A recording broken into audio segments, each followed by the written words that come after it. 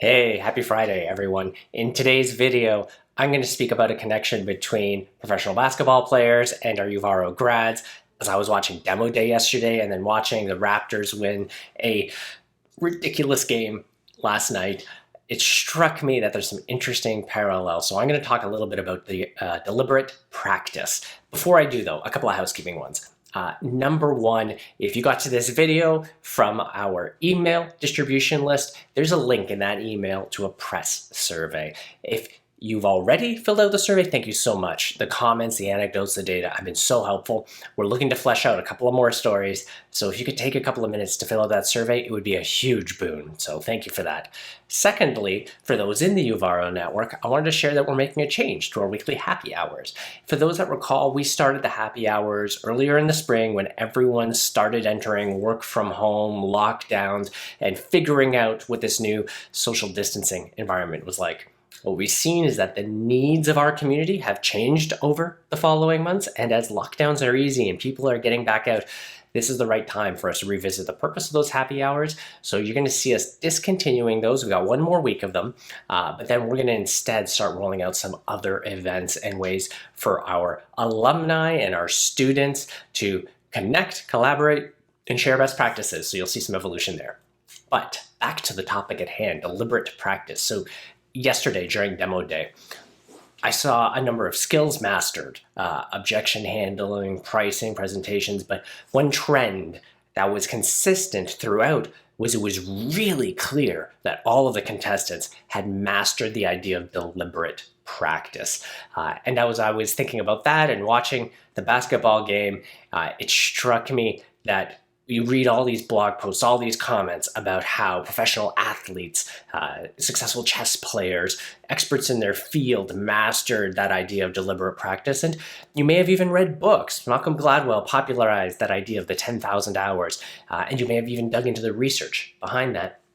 And that's really what I wanted to anchor. So some examples that came to mind. What demonstrated that deliberate practice? I saw numerous contestants, numerous competitors actually have very precise care and attention spent to their video, their layout, the way they ran their Zoom meeting. I saw attention to the way they were prepared, having their demo ready, different tabs in their browser ready, all of the equipment they needed at their fingertips, and even to the turns of phrase that they used on their live calls.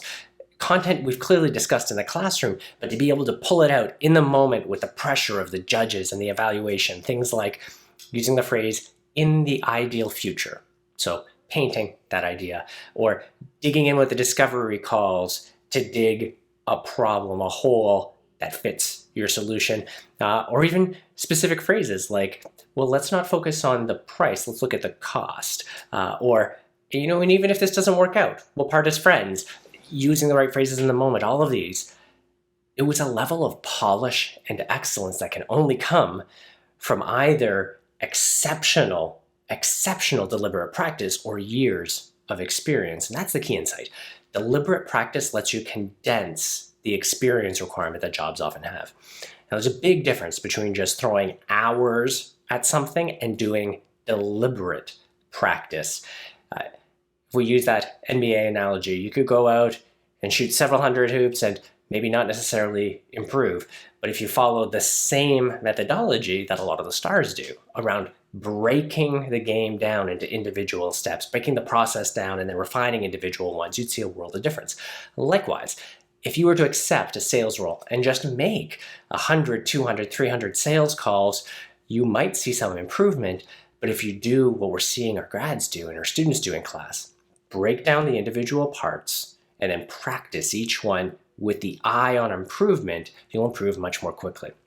So two key principles of deliberate practice: the idea of coaching and the idea of measurement. So again, it's not about having aimless practice, it's about aiming for improvement.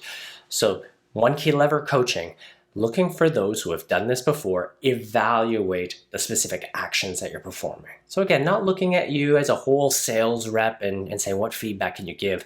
But honing in on it. Hey, this email, what would you improve? This cold call, what would you improve? This deck, what would you improve? The examples in our class would be doing the homework, participating in the assignments, sending them in. All of those are opportunities for feedback. And What coaching can give you is answering questions you didn't know you needed to ask and opportunities improvement that you didn't know you needed to work on. And so that's the key way to accelerate that feedback cycle.